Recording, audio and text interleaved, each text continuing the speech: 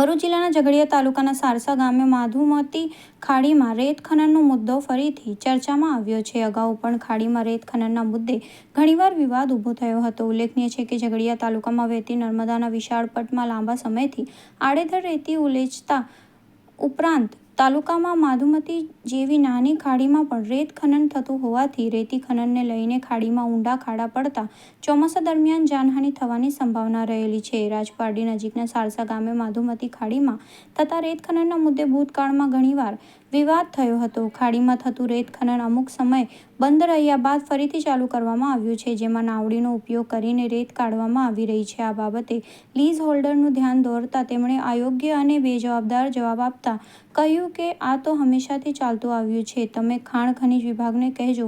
Lease holder દ્વારા આવો અયોગ્ય જવાબ મળતા તેણે જાણે ખાણ ખનીજ વિભાગનો કોઈ ડર હોય એમ લાગતું નથી।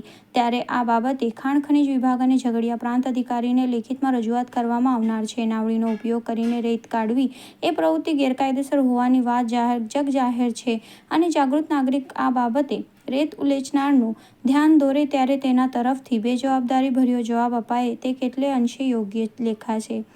ઝઘડિયા મામલતદાર અને પ્રાંત અધિકારી તાકીદે આ બાબતે યોગ્ય કાર્યવાહી કરે તે ઇચ્છનીય છે।